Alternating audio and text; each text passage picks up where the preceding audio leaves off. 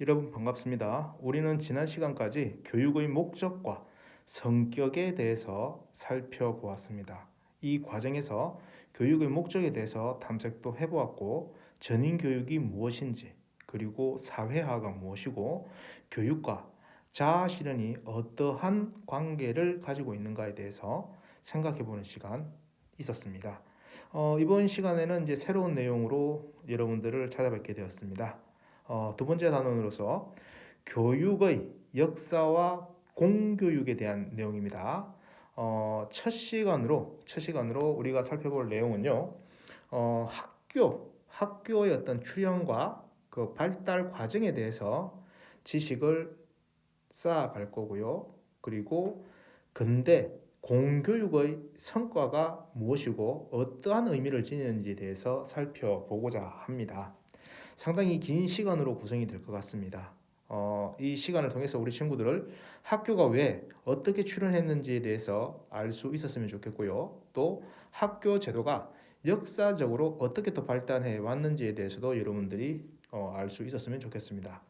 마지막으로 근대 공교육은 또 어떻게 성립되었고 우리 삶에 미친 영향이 무엇인지를 말할 수 있었으면 좋겠습니다. 그럼 구체적인 내용으로 들어가도록 하겠습니다.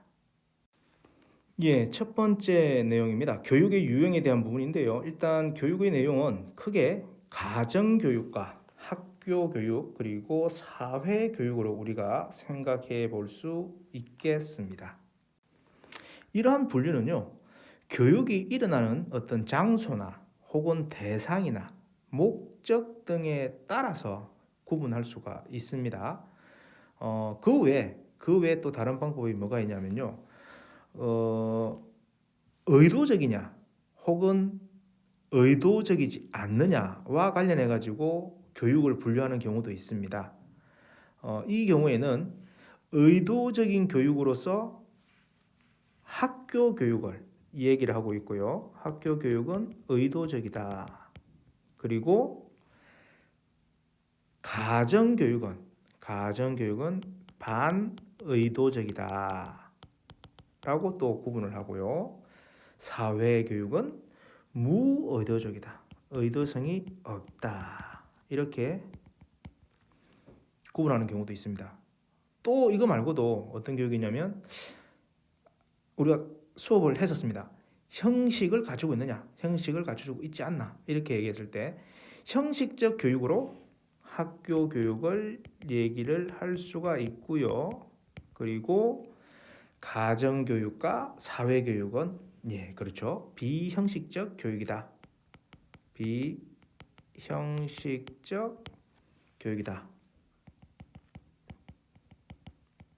이런 식으로 해서 다양한 기준에 따라서 우리가 구분이 가능하다는 거 참고로 말씀을 드리겠습니다. 자, 그럼 이 구체적으로 들어가서 살펴보게 되면요, 학교 교육 얘기를 좀 할게요. 산업화와 함께 핵가족 제도가 확산되었죠.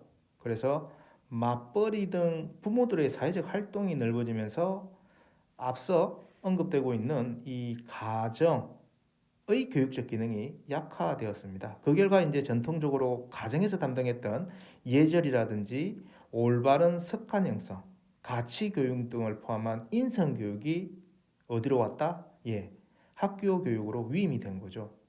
그래서 이곳 학교에서 이루어지는 학교 교육은 학교라는 제도 속에서 체계적이고 의도적으로 그리고 지속적으로 교육 활동이 이루어지면서 가정에서 이루어지지 못했던 그런 부분들이 이제 충족되고 있는 상황입니다.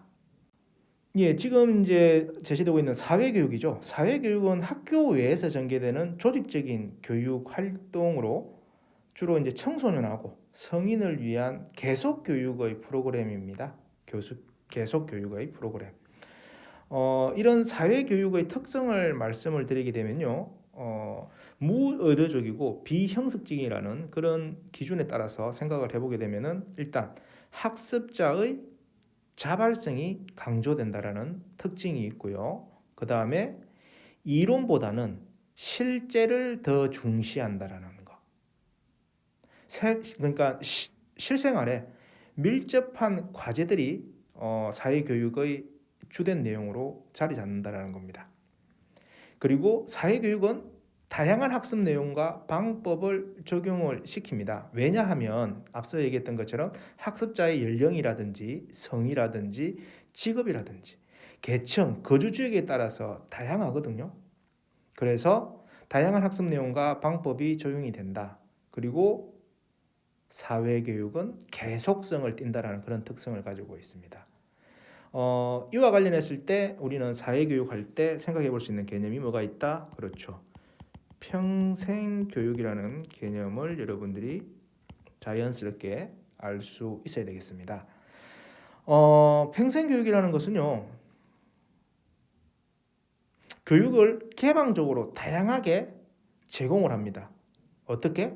국민들이 평생에 걸쳐 필요하고 원하는 것을 언제 어디서나 학습할 수 있도록 한다는 거죠. 그래서 우리는 평생 학습 사회라는 그런 개념도 자연스럽게 떠올릴 수 있겠죠. 이런 형태가 이제 사회교육이라는 겁니다. 근데 이제 우리는 이 시간에 주로 다루고자 하는 내용은 가정교육이 이제 힘들어지면서 그러한 역할을 위임받은 학교 교육이 주가 되겠습니다.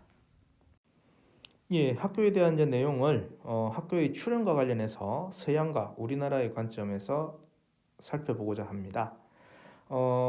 일단 학교의 어원은요, 스콜레라고 하는데요. 이 스콜레의 의미를 살펴보게 되면은 지적, 미적 등 학문적 통찰과 여가를 보내는 장소라는 의미를 담고 있습니다. 그래서 원래 학교는 역사적으로 보았을 때 경제적으로 부유하고 시간적으로 여유가 있었던 상류층의 여가를 즐기던 곳이었습니다. 이런 것들이 이제 역사적 흐름에 따라 가지고 발전을 해서 오늘의 모습으로 왔다라는 겁니다. 서양의 관점에서 그 시작점은 어디냐? 고대 그리스 아테네입니다. 기록에 따르면 그리스 아테네에서는 지금 보시는 바와 같이 체조학교와 이 음악학교의 형태가 존재했다라고 나오고 있습니다. 대상은 7세에서 한 16세, 15세 정도 되는 아이들이었는데요. 체육 활동과 함께 그리고 음악학교에서는 뭐 읽기, 쓰기, 세마기 이런 것들 배웠다라고 기록이 되고 있습니다. 그리고 우리가 수업 시간에 플라톤에 대해서 배웠을 때 플라톤이 아카데미를 만들었고 그 아카데미에서 이제 아리스토텔레스가 수학을 했다라는 그런 내용도 학습을 한번 했었는데요. 이 아카데미는 플라톤의 이 아카데미는 고등교육 기관이죠. 고등교육 기관. 그리고 오늘날 대학의 시초라고 얘기를 하고 있습니다. 이제 중세 시대로 넘어오게 되면은 잘 아시는 바와 같이 신중심의 그런 사회인 거죠. 그래서 기독교가 주도하는 교육이죠. 따라서 신에 복종하고 봉사하는 데 역점을 두었던 수도원 학교가 이제 주요한 교육기관을 역할을 수행을 했고요. 그리고 시대가 또 흘러서 중세 후기에 오면서 종합대학으로 이제 발전을 하게 됩니다. 중세 후기를 한번 들여다보면요. 도시가 발달을 했고 또 시민계급이 생겨났고 직업과 어떤 생산의 조직체인 조합제도가 당시 발달했었습니다. 그래서 고대 그리스 문화와 산술, 자연과학을 비롯한 새로운 학문을 가르치고 배우려는 사람들이 교수와 학생의 조합으로 결합이었는데 이 결합이 대학으로 만들어지면서 종합대학으로 발전을 하게 됐다라는 거죠. 이후 15세기가 되어서 이제 이탈리아의 궁정학교, 독일의 김나지움, 영국의 퍼블릭 스쿨, 그리고 프랑스의 콜레지 등 중등학교가 등장을 하게 된 겁니다. 이거는 이제 중등학교죠. 중등학교.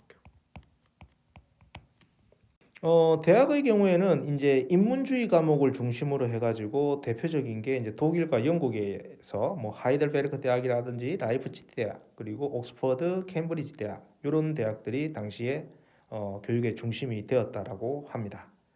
이후 종교개혁과 명예혁명 그리고 프랑스 혁명을 거치면서 근대 시민의식이 발달을 하게 되죠. 그러면서 근대 국가가 또 형성되기도 했고요.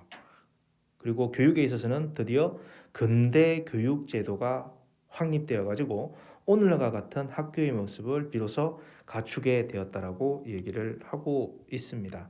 19세기 말에서 20세기 초에는 아동 중심의 학습 방법과 과학적 사고를 중시하는 노작 학교와 같은 새로운 학교 모델이 제시되었다라고 얘기를 합니다.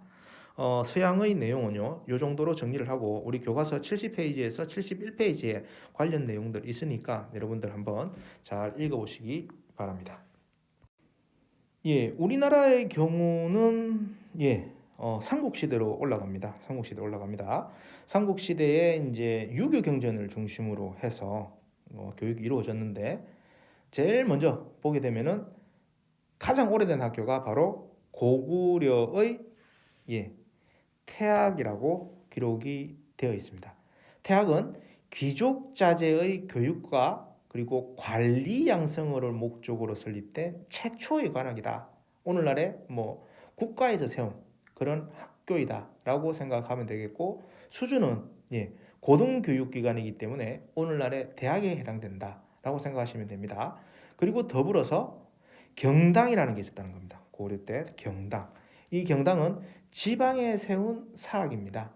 그래서 일반 평민과 그리고 지방 부호의 자제를 대상으로 앞서 얘기했던 유교적인 교양과 함께 무예를 가르쳤다라고 얘기를 합니다. 그리고 이제 시간이 흘러서 통일신라 시대로 이제 넘어오게 되면요, 국학이 이제 등장을 하게 됩니다. 이 국학도 마찬가지로 국가의 인재와 관리 양성을 목적으로 해서 유학과 함께 기술을 교육 내용으로 해서 학생들을 가르쳤다라고 이렇게 기록이 되어 있습니다. 고려 시대에는 오늘날의 국립대학에 해당하는 이제 국자감이 나오게 됩니다. 국자감에서는 앞서 언급했던 바와 같이 고급 관리 그리고 기술직 관리의 양성을 목적으로 했었고요. 그 다음에 중등교육기관으로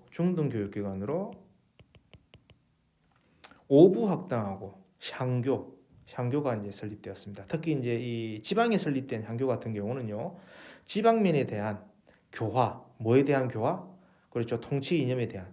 더 구체적으로 얘기하면 유학의 전파와 관련된 거에서 목적으로 이렇게 했다라고 기록이 되어 있고요. 그 다음에 초등에 해당하는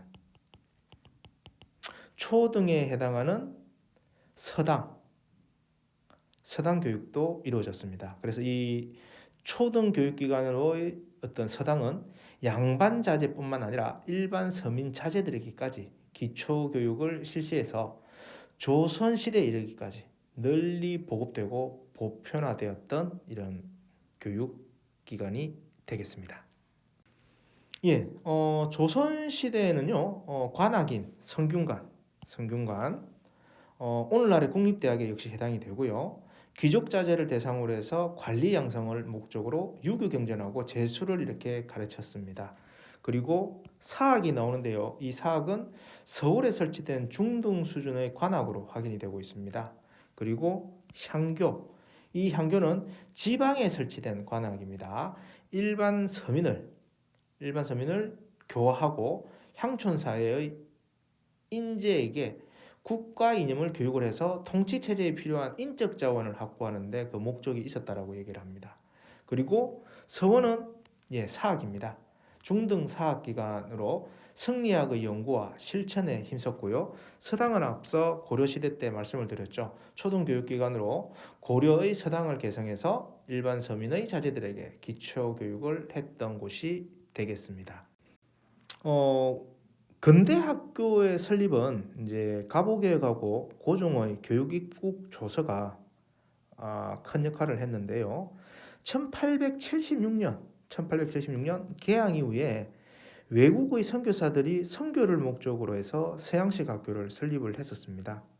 그리고 우리나라의 근대 교육 체제가 수립된 가보개혁 이전에 또 신식 교육 기관인 동문학하고 유경공원이 설립이 되었습니다. 동문학은 이제 통역관을 양성하는 것을 목적으로 했기 때문에 영어 교육을 위한 직업학교의 성격이었고요. 유경공원은 최초의 근대적 관악으로 귀족의 자제를 대상으로 영어를 가르쳐서 국가의 인재로 이렇게 양성을 했던 곳입니다. 우리나라의 이 근대 학교 설립은 앞서 언급했던 것처럼 가보개혁하고 고종의 교육 입국 조서를 통해서 본격적으로 추진이 되었는데요. 이를 구체화시키기 위해서 1895년에 근대 교육에 관한 법을 만들었고 이곳에 초등학교 설립을 위한 소학교령과 교사 양성을 위한 사범학교에 관한 규칙을 담고 있습니다. 그리고 1899년에 중학교 관제가 공포되었고 학교 관제 및 규칙에 따라 한성사범학교 그리고 경성의학교, 상공학교, 광무학교, 한성중학교 등이 이렇게 설립이 되었습니다. 1900년 이후에는 이제 1905년 을사늑약 체결이 있었죠. 요 사건 이후에 국권 수호 교육 운동이 이제 진행이 되게 됩니다. 교육을 통한 국권 회복을 내세워 가지고 설립된 민족사학은 대부분 당시에 중등학교였다라고 얘기되는데요. 양정의숙 그리고 희문의숙 그다음에 오산학교, 대성학교 이런 학교들이 대표적인 민족 사학으로 이렇게 시작이 되었습니다. 그리고 최초의 사립 전문학교인 보성 전문학교 역시 국권 수호 교육 운동 차원에서 설치가 된 거고요. 고려대학교의 전신입니다. 이게 그리고 연희 전문학교 이거는 그렇죠. 연세대학교와 세브란스 의과대학의 공동 전신이 되겠습니다. 이 둘 다 뭐다? 국권 수호 교육 운동의 시기 때 이렇게 설립이 되었습니다. 이후 이제 일제 식민지 교육이 이루어지죠. 참 암울했던 시기입니다. 종래의 소학교를 보통학교로 개칭을 했고요. 그리고 5, 6년의 수업연한을 4년으로 이렇게 단축시켰습니다. 상급학교 진학을 억제하는 우민화 정책, 우리의 말과 역사, 문화 등을 말살하고 일왕의 충성스러운 백성을 만들려고 했던 한국 신민화 그리고 일본 동화 정책 이런 것들이 일제 식민지 교육 시기에 시행이 되었습니다. 그리고 이제 광복을 맞이한 거죠. 그래서 근대 교육 제도의 기틀을 마련한 후 1949년에 최초의 이 교육법이 공포가 되게 됩니다. 우리나라는 우리가 앞선 시간에 얘기했던 홍익인간의 그러한 교육 이념을 바탕으로 해서 초등학교에서 대학교까지의 학제를 6, 3, 3, 4 초등학교 6학년, 중학교 3학년, 고등학교 3학년, 대학교 4학년 이렇게 정했고 현재 초등학교 6년과 중학교 3년을 합한 총 9년을 그렇죠. 의무 교육 기간으로 저희가 정해가지고 시행을 하고 있습니다. 짧은 시간 안에 이렇게 긴 우리나라의 학교 출연 과정을 얘기하다 보니까 조금 부족한 부분이 없지 않아 있는데요. 역시 이것도 교과서 72페이지부터 시작해서 74페이지 내용 참고를 하면서 다시 한 번 더 정리를 해보기 바랍니다. 자, 그래서 이렇게 볼 때 학교에서 이루어졌던 이런 교육은 어떠한 기능을 했는가를 한번 우리가 유추를 좀 해보자라는 거죠. 일단 학교에서 이루어진 교육의 기능은 기본적으로 사회화의 기능을 가지고 있다라는 거. 그 다음에 문화 유산을 전달하는 기능 요것도 있었다라는 거죠. 그리고 인간 형성 기능 그리고 사회적 선발의 기능 그리고 사회적 통합 기능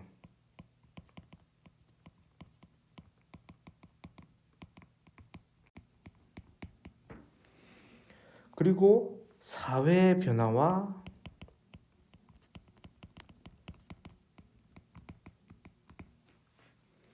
혁신 기능, 이런 것들이 학교의 출현과 발달 과정 속에서 나타낸 도출된 학교 교육의 어떤 기능이라고 얘기를 할 수 있겠습니다. 예, 역사적으로 이제 근대를 거치면서 오늘날의 교육 형태의 어떤 기초가 자리 잡게 되는 거죠. 그러면서 이제 교육을 공교육과 또 사교육으로 구분해서 살펴볼 수 있겠습니다. 공교육 무엇이냐? 이 개념부터 조금 짚고 넘어가게 되면요. 공교육은 일단 국가나 공공단체가 관리 운영하는 겁니다. 국가나 공공단체가 개입을 하는 거죠. 그래서 국민 모두에게 개방을 해서 보편적인 교육을 실시하는 것, 이것을 우리가 공교육이라고 하는데, 이러한 공교육은 교육의 기회균등을 위해서 무상성과 의무성을 추구합니다. 뭘 추구한다? 예, 무상성과 의무성을 추구를 한다. 무상성이란 무엇이냐? 공교육을 있어야 하는데 들어가는 비용을 공적인 자금으로 부담을 해서 경제적 사정으로 공교육을 받을 수 없는 경우가 발생하지 않도록 한다는 거고요. 의무성은 국가가 국민이 교육의 의무를 다하도록 제도를 마련하는 겁니다.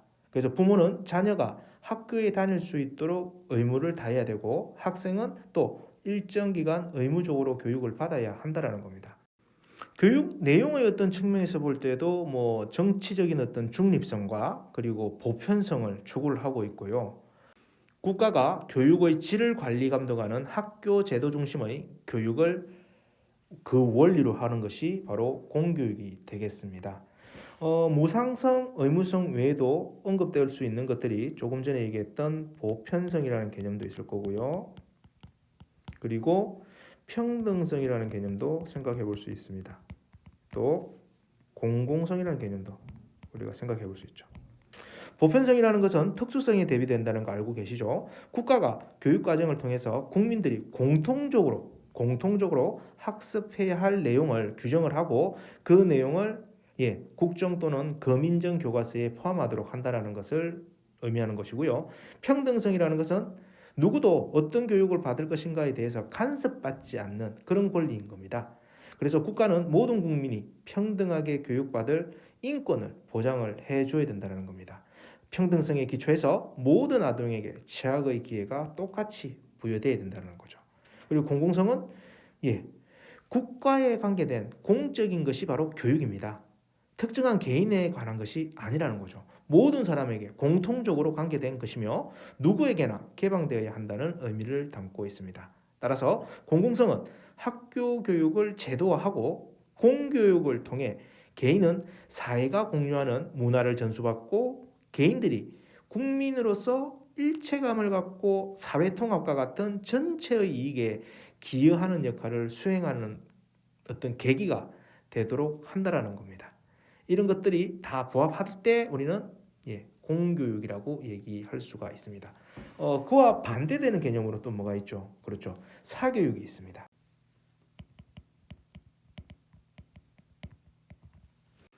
어떤 구체적인 특징을 한번 생각해 보게 되면요. 일단 공교육은 앞서 우리가 살펴봤던 것처럼 국가가 제공하는 제도 교육이라고 한다면, 사교육은 제도 밖이라는 거죠. 제도 밖의 교육이라는 거고, 그 다음에 공교육은 학력이 인정되는 대신에 사교육은 그렇죠.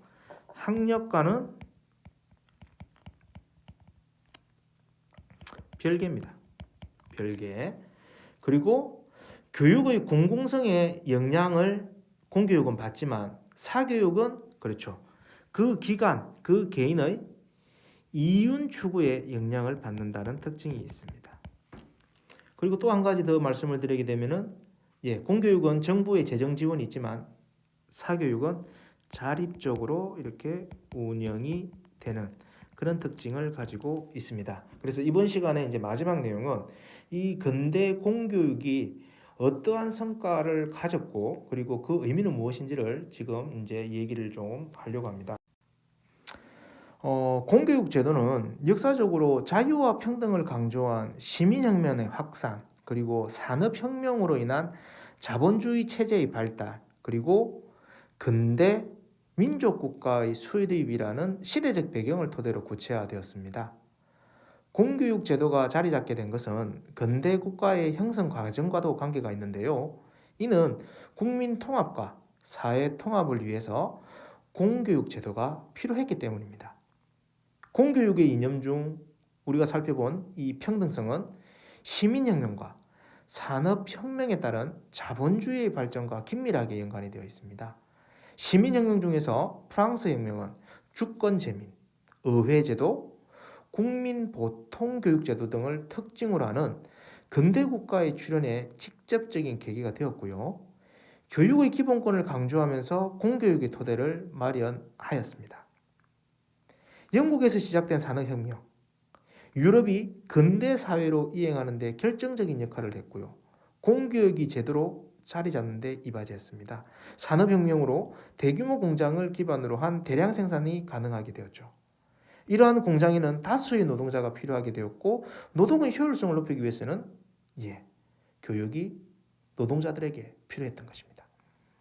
19세기 유럽과 미국에서는 이제 자유주의와 민족주의를 기반으로 한 국민국가가 등장을 했는데 이 국민국가는 국민의 주권을 중시하고 국가의 유지와 확대를 위해서 국가의 이익을 우선시하는 입장이었습니다. 그래서 국민국가는 국가의 이익은 국민의 자질 향상을 통해서 가능하다. 교육은 국가 발전의 수단이 된다. 이렇게 생각을 해서 교육의 대중화를 위해 국가가 교육을 관리, 운영하였습니다. 19세기 후반부터 국가가 하나의 경제 단위로 설정된 국민경제체제가 나타나면서 유럽의 국가들은 노동자 자녀뿐만 아니라 모든 계급의 자녀들을 위한 교육에 역점을 두었습니다. 그 후 국가 경쟁 시대가 이제 확대가 되면서 부국강병을 위해서 전 국민을 대상으로 국가에 대한 충성과 애국심을 길러주기 위한 국가주의 교육을 시행하게 되었고 공교육 제도가 여기서 강화되게 된 겁니다. 20세기 초반에는 민주시민 교육이 이제 뿌리를 내리면서 공교육은 자유와 평등, 인간의 존엄성을 실천하는 데 역점을 두게 된 거죠. 이런 것이 공교육의 어떤 성립 전개 과정이라는 겁니다. 그러면 이러한 공교육이 어떤 기능을 하느냐? 조금 전에 이제 성립 전개 과정을 설명하면서 언급이 되었습니다. 평등의 이념을 구현하고 있고 국민 통합, 사회 통합에 기여하고 있고 산업화 인력 양성을 하는 이런 역할을 공교육이 했다라는 겁니다. 그래서 이러한 공교육의 영향은 어떠한가? 우선 대중교육 설명할 수 있겠죠. 국가의 필요에 의해서 국가가 국민 전체를 대상으로 하여 모든 개인에게 균등한 교육 기회를 제공하는데 그런데 중점을 둘 수밖에 없었다라는 거고 그 다음에 또 의무교육. 근대 국가의 존속과 발전의 기초를 다지기 위해서 교육이 확대되었다는 거죠. 어떤 형태로? 의무교육 형태로. 그래서 국민의 지식과 기술을 향상하고 그를 통해서 부국강병을 도모하기 위한 국가의 중요 정책으로 이게 부각이 되었던 겁니다. 그리고 시민혁명에서 우리가 살펴볼 수 있었던 평등. 계몽사상에 따라서 만민평등사상을 시민혁명에서 내세웠지 않습니까? 그래서 이러한 평등사상을 실현하기 위해서 보편적인 평등교육이 또 공교육에서 마련이 된 겁니다. 그래서 공교육은 사교육과 비교하면서 말씀드렸듯이 특정 개인이나 계층을 위하여 이루어지는 것이 아니라 모든 계층의 사람들이 누구나 같은 교육을 받을 수 있도록 하였습니다. 자, 오늘 우리 상당히 많은 양을 다뤘습니다. 교과서는 66페이지부터 84페이지였습니다. 주된 내용은 학교의 어떤 출현과 발달, 그리고 공교육의 어떤 성립과 전개, 그리고 그러한 것들의 영향이 무엇이었는지에 대한 내용이 있는데요. 많은 양을 다루다 보니까 쉽지는 않았습니다. 우리 학생들도 조바심 내지 마시고요. 교과서 페이지 66페이지에서 84페이지까지 한번 읽어보면서 강의 내용과 교과서 내용을 잘 정리해 보시기 바랍니다. 긴 시간 수고하셨습니다.